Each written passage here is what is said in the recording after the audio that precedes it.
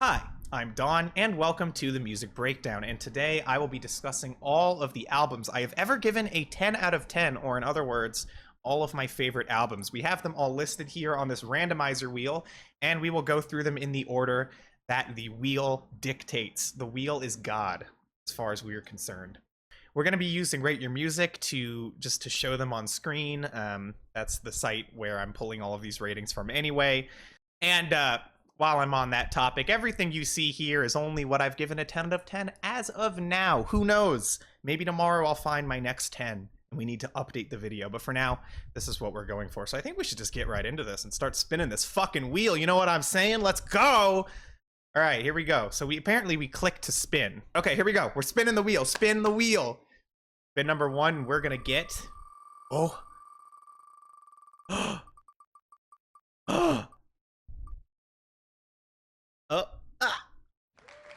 Woo! Songs of Love and Hate. I love that. It gives me a clap and everything. Oh, that's fucking fantastic. Songs of Love and Hate by Leonard Cohen is like one of the darkest singer-songwriter albums I think certainly I've ever heard. I mean, Leonard Cohen, for starters, is an amazing poet, an amazing lyricist, and his debut, I think, shows that off maybe more than any other work he ever did. But with Songs of Love and Hate, which was his third album, I think there's just such a profound darkness and sadness and anger to this album. But it's the kind of anger that only comes from like heartbreak and hatred. This is a very embittered, depressive kind of anger, the kind of anger that you're never really able to let out. The lyrics on this album are just amazing, and I think compared to albums like his debut, a little bit less esoteric, though he is of course constantly making biblical references, and even when the songs are obviously quite personal and revealing,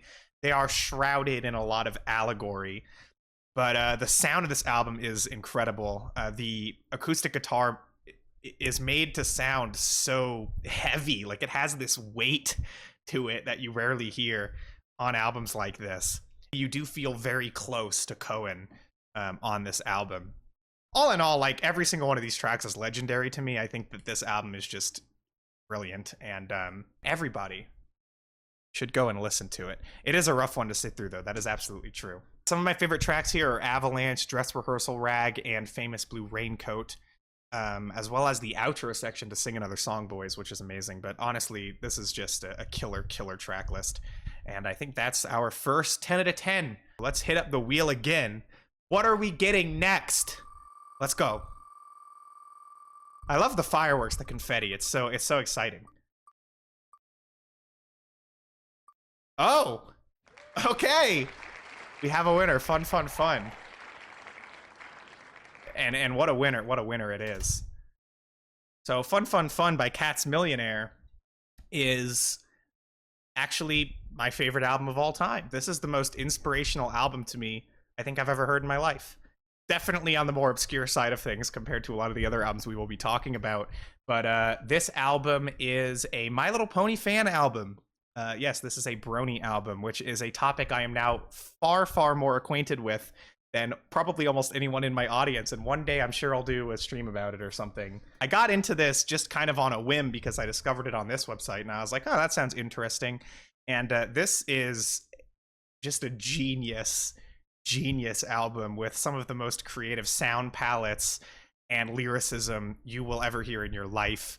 What Debbie McCallion does here, she is of course one member of the duo Black Dresses, who you may know.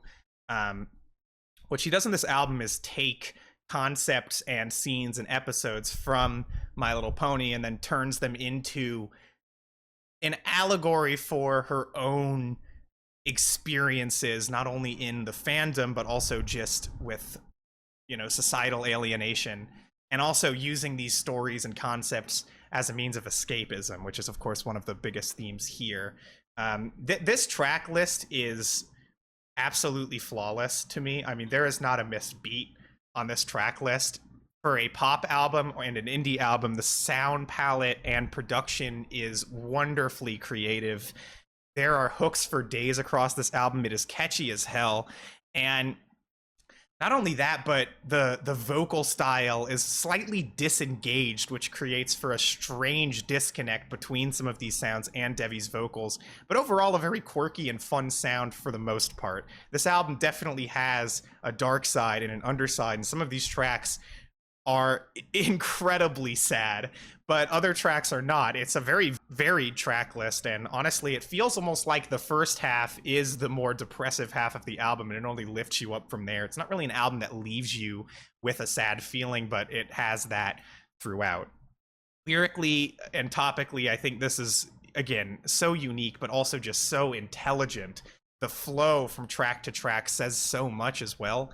I Yes, my favorite tracks on here are the opening 4 tracks and exclusive Royal Canterlot Wedding Playset, other Twilight. Those would be probably my top favorites, but every song here is absolutely a favorite. This album is astonishing to me. It grew to be probably my most personal album of all time, the album that I cannot disconnect from my own life and experiences, and an album that changed my life, honestly, honest to God.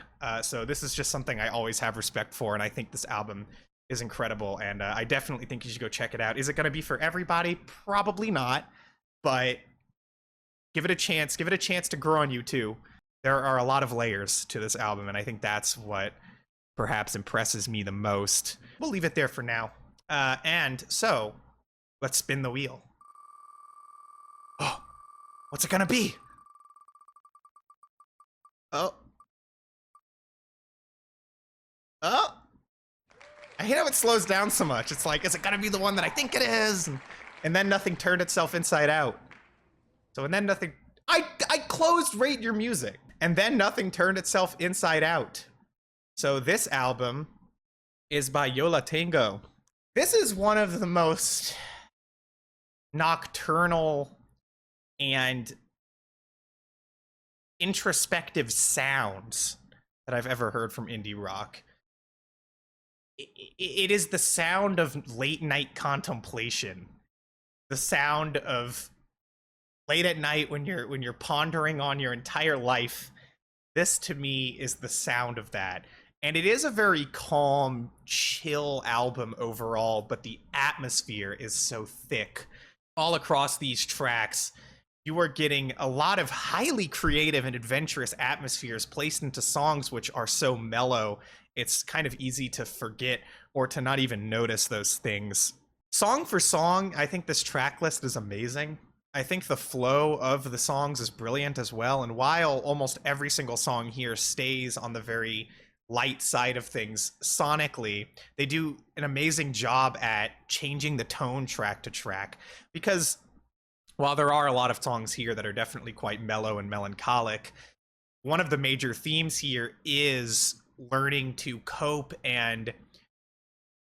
with each other in a relationship. All across this album, the relationship has hardships. Both people are clearly emotional and sad, and they're trying to work that out with each other all across these songs. But you feel that love, you really do, with songs like Our Way to Fall, even the crying of Lot G, which is one of the more tumultuous moments in the relationship that's described. I really view this album as like adulthood. It's when life becomes more boring and simple, and you have to learn to cope with that fact, when relationships aren't so much exciting anymore as much as they are something that you have to try to maintain. And that's really the vibe you get all across this. It is quite a sad album, and it definitely helped me through some super tough times in my life. But I think it does such a good job at portraying that concept of mellowing out and learning to mellow out, because it perfectly fits the sound, as well as with the ending of the album almost sonically representing the nature of having to mellow out. There are a lot of amazing tracks on this record. Some of my favorites are Our Way to Fall, Let's Save Tony Orlando's House, Last Days of Disco, You Can Have It All, Cherry Chapstick, Tears Are in Your Eyes, Night Falls on Hoboken. Those would probably be the highlights of the track list for me, but once again, a beautiful, beautiful, beautiful album.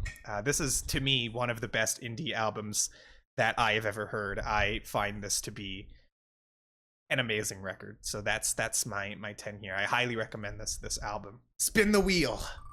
What's it gonna be? What's it gonna be? Ah! Ah! To Move a Butterfly. Yo, this is timely because apparently Kendrick's doing a new album. Look, this is one of those things where it's gonna land on this topic and it's like, what am I even supposed to say that hasn't been? Like, what am I supposed to add to this album? I guess I'll only really talk about my experience with it, where this was an album, I think more than most albums that I am going to talk about tonight, this was one that I don't think it fully clicked with me until I was able to really dive into all of the content that it has to offer, which is why it honestly took so long for me, because this is one of the most layered albums ever. The way that Kendrick discusses the topic of race in America, it is so much more layered than it even initially seems. Not to mention the fact that this album tells an incredibly personal story within that topic. It manages to speak to so much more than just Kendrick, but so much of this album is about his experience and how he feels being turned into essentially a spokesperson and a rich artist coming out of a community that he now has a complicated relationship to because of how wealthy his career has made him. He tackles even that topic from so many different perspectives and angles all across the album. This is some of the best production you will hear on any album, period, not just in its genre.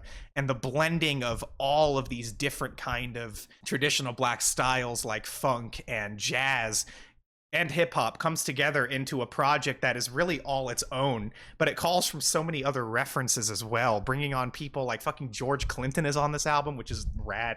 He pulls from everywhere here, lyrically and also just performance-wise. Kendrick Lamar is more on point than I think I've ever heard him ever. It's hard to believe or even imagine how long it must have taken to write all of these songs. There is just so much to read into here, like in every single verse. And amazingly, not that I would even mind if it were, but amazingly, it's not even like preachy. And it has every right to be preachy, right? That's the thing, but it isn't. Like, this feels like Kendrick Lamar legitimately deconstructing his entire thought process in the place that he was as an artist and what he represented for an entire community. And I think that is probably the most beautiful thing about it. For me, the highlights here would be Wesley's Theory, For Free, These Walls, You, All Right, How Much a Dollar Costs, The Blacker the Berry, and Mortal Man, if I had to pick a few. But there are so many just amazing things about this track listing and this album, and this really is one of the greatest albums of all time. But you know, all right, here we go. Let's go. Let's go. What's it gonna be? Pink Moon. Oh, we're talking about another 70s singer-songwriter album here, and another really dark and sad one too, much like Songs of Love and Hate. But this album has more emptiness. It's not necessarily anger or frustration. It's just an empty kind of sadness. It is an album where you really feel connected to the artist for the entire 29 or so minute runtime here. Incredible musicianship is one of the main things I think that brings this album together. These songs are so intricate. No matter how short, no matter how few ideas they even bring to the table, the playing of the songs is beautiful, and it's rich, and it makes itself sound simpler than it actually is. So musically it's amazing, but it's really Nick Drake's performance and lyrics that I think bring this album to the next level. It is so fucking sad. It's the kind of thing where you really get a glimpse into how the artist was feeling at the time this album was created, and it puts you in that place as well. But there's a lot of relatability. Songs like Place to Be and Parasite, these are songs which anybody who's experienced depression in their lives are going to be able to relate to, which makes this, you would think it makes it a challenging album, but honestly, it's a very comforting album too. It manages to take this depression and this sadness and turn it into something universal, something that can almost oddly enough make you feel more affirmed in your own life. I think that, you know, song for song, this album just never stops delivering to me. And it is a go-to album when I'm at my worst because it gives me that thing to relate my feelings to and to oddly enough feel better in the end. Uh, this is legitimately life-changing stuff right here. It also just does such a good job of being over and done with. It's such an easy listen, but it feels so full. It's very short, but it doesn't feel like it's too short. It says everything it needs to say, and it leaves you with such a profound feeling of emotion. This is an amazing album. Some of my favorite tracks here are Place to Be, Road, Things Behind the Sun, Parasite. Those would probably be my favorite tracks on this album, but this is a beautiful, beautiful record. Definitely one of the best singer-songwriter albums of all time, if it isn't the best singer-songwriter album of all time. All right, here we go. Spin the wheel. What are we gonna get? What are we gonna get? I didn't remove Pink Moon, but it's okay. We got Blue. Another one of the best singer-songwriter albums of all time. We're just getting singer-songwriter after singer-songwriter. I will say, I do like singer-songwriter music. So once again, another 70s singer-songwriter album that is raw, personal, and vulnerable. And complex as well. There are guitar parts on here which are highly intricate. Some of the chord progressions show how much of an impeccable musician Joni Mitchell really is. The songs have a lot to reveal to you, and they're quite improvisational in the way that they sound, but so tightly constructed regardless.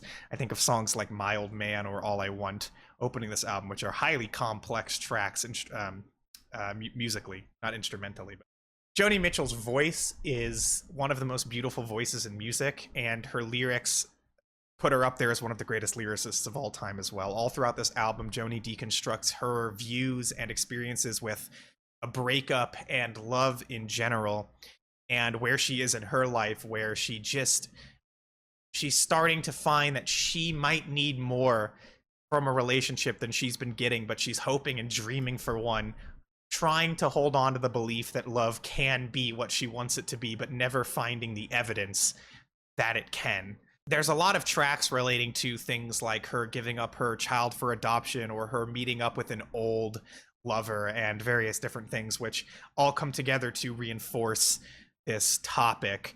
And some of the brighter tracks here are about her going off and traveling to try to escape. These songs are just incredible. Every single track on this album is so beautiful. It's really one of those knockout albums where it just feels like the artist was firing off on all cylinders in every way. Everything that you could want from Joni Mitchell, all of the different styles she was accustomed to at this time come across in this album, whether it be folk or even piano jazz a little bit. I mean, it is all over here. She basically creates the blueprint for a singer-songwriter album. There are so many fucking great songs on this. Some of my favorites are All I Want, Little Green, Blue, California, River, and The Last Time I Saw Richard. But what an amazing track list. And I really feel like the way it expands upon the concept of love and of how you can attach yourself so much to the concept of love that you almost lose your own self in that. I think that's just beautiful. Let's spin the wheel. Oh, what are we gonna get? What are we gonna get? Oh my god. London Calling. Hell yeah. I feel like this album too often gets talked about in terms of what it means for punk, so I'm not even going to bring that up. Because to me, this is just the Clash as a band being liberated to do whatever the hell they want, the point at which they realize they can do whatever the hell they want. And they produce a track list which is, I think, one of the most hooky albums of an improvisational nature like this. Most of the songs here, it feels like the band frees themselves up to jam a lot and to take the song in just whatever direction they feel like. The songwriting isn't necessarily that tight. Again, it does rely on improv a lot, but they always have some musical element or some strong hook to tie everything together every single time, no matter where a song goes or how much they jam on an idea. There's always that horn melody or that chorus or just something to bring the song back around. And there's such a great attitude and energy to the album, which song for song just keeps coming through. The band's performances are so impassioned and invigorated, and they feel like they're more excited to be making this music than they've ever been to make any other music. Of course, the album blends things like punk and ska and reggae, but really it makes it all into this one package, which feels like it's all focused around the same idea. This is, of course, a very anti-capitalist and anti-consumerist album with a lot of satire all over it, and the lyrics are fantastic. But to me, it's really the performances and the energy that they bring and the hooks of this album that just really turns it into a legendary record. There are some songs on here that are very tight and songs in here that are very jammy, and no matter what they're doing, it's always exciting.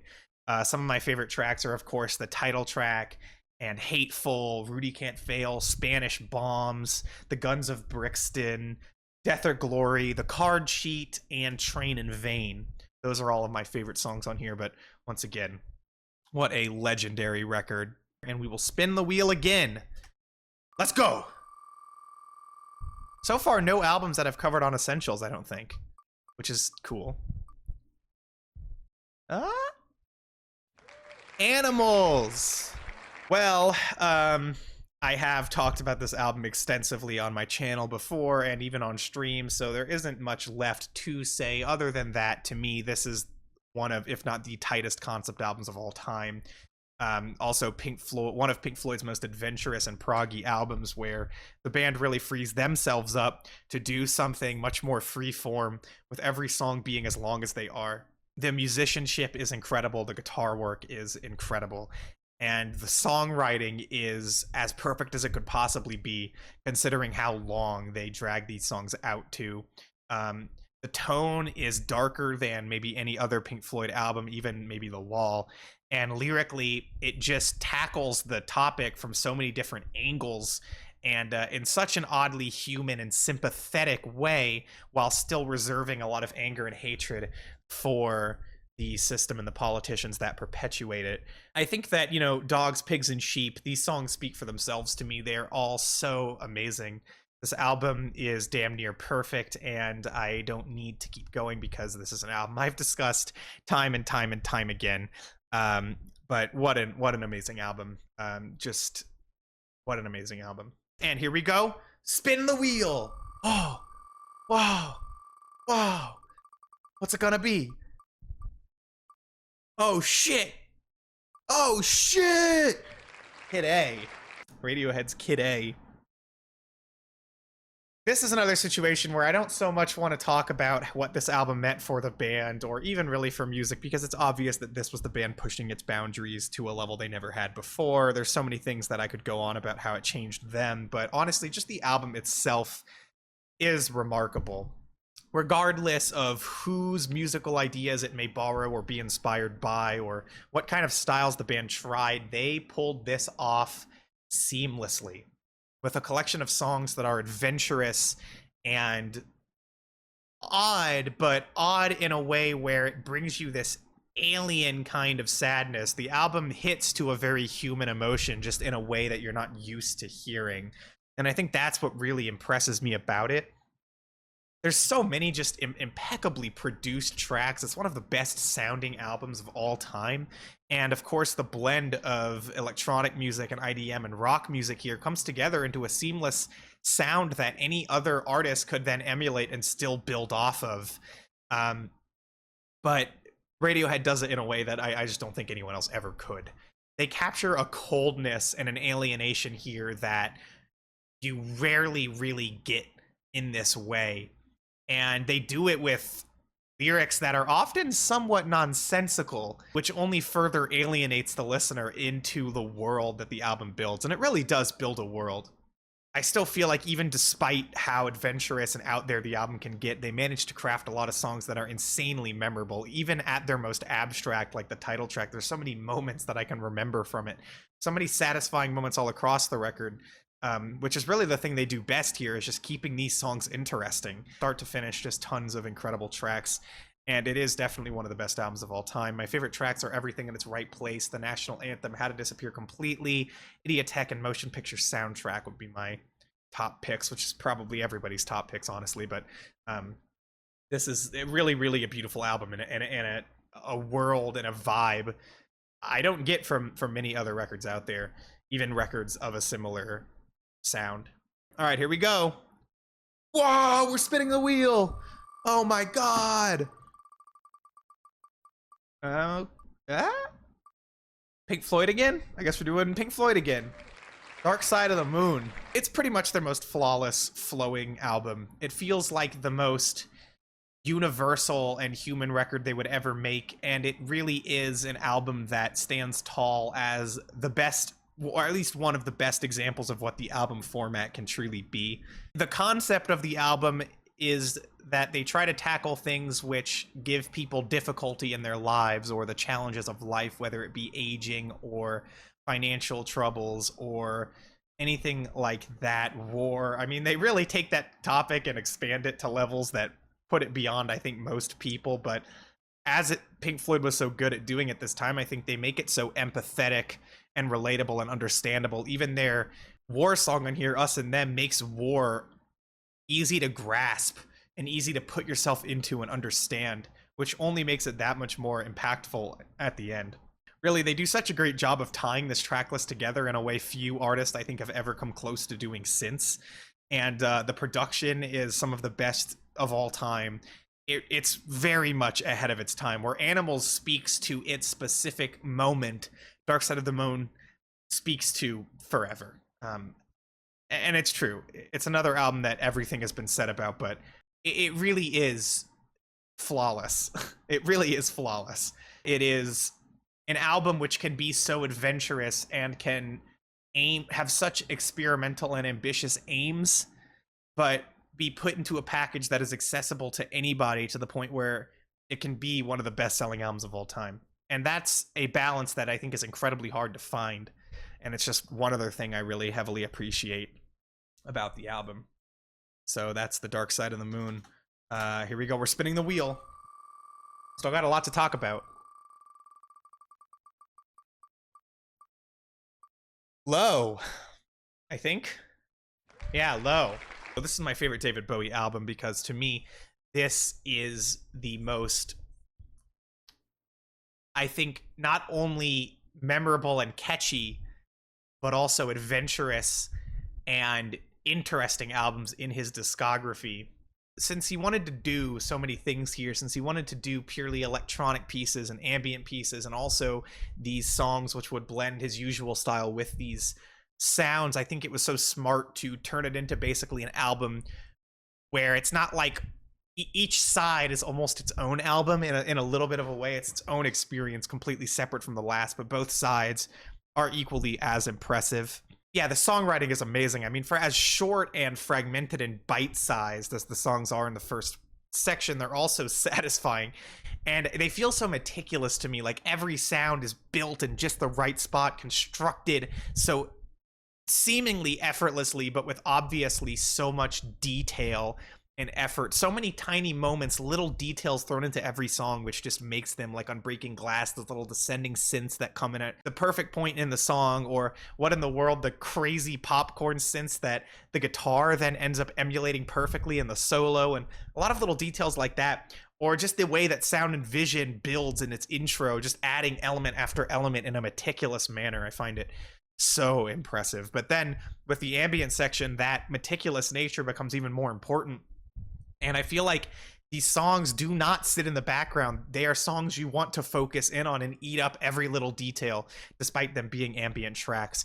Really, the production is so ahead of the curve, and I think that it is a rare example of any album that is any album of the electronic variety from this era that still sounds super fresh to this day. I do not think this album sounds dated, which is crazy. At the time, it must have sounded so futuristic, and it still feels like a certain future to this day. I think this album is incredible. All right, let's go. Spin the wheel. What are we gonna get? Symbolic. Okay. Symbolic is my favorite metal album of all time. Do I listen to a lot of metal? No. I'm not necessarily a big fan of metal, and I feel like a lot of metal albums tend to underwhelm me, even the ones I like the most. was always something that just doesn't completely click for me. But Symbolic is the counterexample, because this is a metal album. This doesn't really, it's not really making a bunch of conceits to other genres or sounding more like a rock album or more alternative. This is about as metal as it gets. It also just, it doesn't even matter, because really it's the songwriting, this collection of tracks, which makes this album so incredible. These songs, if you took any of these songs and put them on any other classic metal album, to me they would be the best track. It is like the highlight of this sound to me. They do absolutely everything right on this album. Not only is it intense and heavy, which it absolutely is, but not to the detriment of the songwriting, which, to be fair, it's very formulaic on this album. Really, every song has a bunch of disparate sections that lead into a chorus, and then usually there's like a solo, and then typically all those sections just repeat again. That's basically every song on this album, but because of the breakneck transitions and the crazy technical playing, it makes the songs feel more dizzying than they actually are. And the riffs are so heavy and impressive, and the prog elements here work so well too. It doesn't feel like a bunch of bullshit. These songs are genuinely complemented by the technicality. You hear things and you hear playing that just blow your mind at how impressive and technical they are. But beyond that, they fit so well into the songs, and the energy and the passion and the fire of these tracks is just undeniable to me. There are so many astonishing moments and songs all across this record, and lyrically there's a lot to dig into as well, where Chuck Schuldiner is writing about more philosophical concepts, or things like memories, or, you know, concepts that you could easily write some corny ass lyrics about, but they feel so thoughtful. It feels like you could take these lyrics out of these songs and read them and get genuinely profound things out of them, which is to also mention his vocal performance, which is insane on this album. His screams are just insane. This is an incredible fucking record. I really think that I one day hope to find a metal album that can even touch this for me, or a metal album of this sort that can even touch this for me, but I certainly haven't yet. I think that other Death albums are really the only ones. Death was a fucking great fucking band, but this album to me is their peak. It is so impressive in every single way that you could want a metal album to be impressive. So that is what I think about Symbolic. And let's click the wheel. Oh my god. Oh my god. Trout Mask? Trout Mask? Trout Mask Replica. I recently got way into this album again recently. This is just one of the most fun albums to me of all time. It might be the most fun album of all time to me. It is so maddeningly unique. It's unique to a degree where many people will hear it and wish that the band didn't make something this unique, because it really is just one of the most batshit insane records of all time.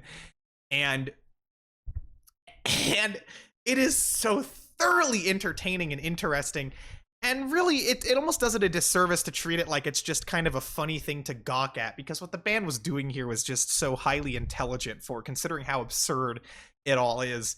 The actual playing and the composition of these songs is so legitimately out there and insane that it is inspirational. It's like, how do you even come up with this? The sound that they create is one of the ugliest sounds you will ever hear in music, but it's portrayed in such a way to keep it fun. It's engaging, and a lot of these songs legitimately kind of rock once you're able to get into the sound that the band is doing on the album. I also would like to mention Beefheart's poetry on this album, which is honestly fucking excellent. They're absurd, but they often have a lot of emotion to them as well. There are a lot of human aspects and things that Beefheart writes poems about that I doubt many people would be at the time. My Human Gets Me Blues has some fucking trans lyrics on it, and I highly recommend you go read that, knowing that there's some trans lyrics in this album, which is nice to hear for me. But yeah, I think they also do a good job of spicing up this track list on this album, because there are just so many tracks which become so nonsensical that they're almost impossible to follow. And so the band does a good job of every now and again throwing in songs that are a lot more easy to follow along with. They have a more coherent riff and structure that allow you to kind of get back into the groove of things. It's an amazingly set up album, and honestly the length and the length of it only adds to the maddening disorientation that the album creates. To me, this is one of the most creative and impressive albums of all time. Every time I listen to this, I just feel like my mind has expanded and like I want to go make music now. It really does. It really is an album that I don't think will ever lose its craziness. Nobody will ever be able to hear this and think, yeah, this is tame, because they were on some shit that few people have ever been on with this album. Let's spin that wheel. I hope I didn't ever accidentally remove any albums that I didn't talk about. I've been trying to pay attention to what I'm doing, but every now and again, you know. Oh, the Velvet Underground and Nico, another all-time classic. I've actually been listening to this recently again. One of those other albums on here where it's just kind of like an obvious 10, where it's like, what do I have to add? But I would just like to say how amazing it is that this album has held up in the way that it has. This is a record that basically started the entire concept of an alternative rock album, which is not to say that there weren't odd and out there records released before this. The Mothers of Invention, of course, had released music prior to this album, and other experimental acts in rock had. But the Velvet Underground, with this album, set up an attitude and an idea that served as a legitimate alternative to other styles of rock music at the time. Even though it could be called a psychedelic rock album, this album stands in stark contrast to many of the popular alternative or psychedelic rock albums of the time. It feels like an album that the entire underbelly of rock music has owed its entire debt to. Like that, the idea of there being underground rock music is an idea which has been furthered and established by what the Velvet Underground and Nico did on this album. It's the sense that the artist is barely giving a fuck, the sense that the artist is talking about topics in a more vulgar, maybe not necessarily vulgar, but a more explicit way than other artists were ever willing to, that gives you the idea that they just don't fucking care. And think about how many artists out there have tried to emulate that in their music. But, you know, there are tracks here that are legitimately still challenging to this day. It's a good, more entry-level album to experimental rock music, and I mean, ultimately, it kind of was one of the entry-level albums to that entire genre in general. Experimental music had existed for a long time, but seeing artists take rock and try to turn it more into what they saw as art and bring elements of modern classical experimentation into their music, that was something that the Velvet Underground and Nico perfected. There are so many beautiful, beautiful tracks, and so many tracks that are harsh and painful in some of the most transcendent ways ever. Some of my favorite tracks here are Run, Run, Run and European Sun and Black Angel's Death Song, some of the most oddball and noisy and painful tracks I've even heard in noise rock. I mean, they hit this feedback sound a couple times on this record that is more painful than most other feedback I've ever heard in music. It like actually hurts, but it hurts so good. But there are so many like raw sounds all across this record, and the production, I mean, the recording is kind of shit, but the production is so good. It takes that kind of shitty sound and turns it into something unique and interesting and legitimately enjoyable to the ears. But it also establishes a trend of that a lot of artists in alt rock and punk would follow later, which was to balance out your track list between the more inaccessible and the more accessible tracks, which as a result enhances both of them that much more. When you have some of these beautiful Nico tracks or songs like Sunday Morning, or even There She Goes Again, which is definitely fucked up, but it's quite pleasant. When you have these tracks being contrasted against songs like Venus and Furs and I'm Waiting for the Man, Run, Run, Run, and European Sun, both of these sides of the album just enhance each other that much more. What a beautiful record. I mean, just an all-timer in every stretch of the imagination. My favorite songs here are I'm Waiting for the Man, Venus and Furs, Run, Run, Run, Heroin, Black Angel's Death Song, and European Sun. Those are my favorites, but this track list, you could pull every single song out of here and hear one of the greatest songs you'll ever hear in your life. All right, and that does it for part 1 out of 3 of every 10 out of 10 album I've ever given.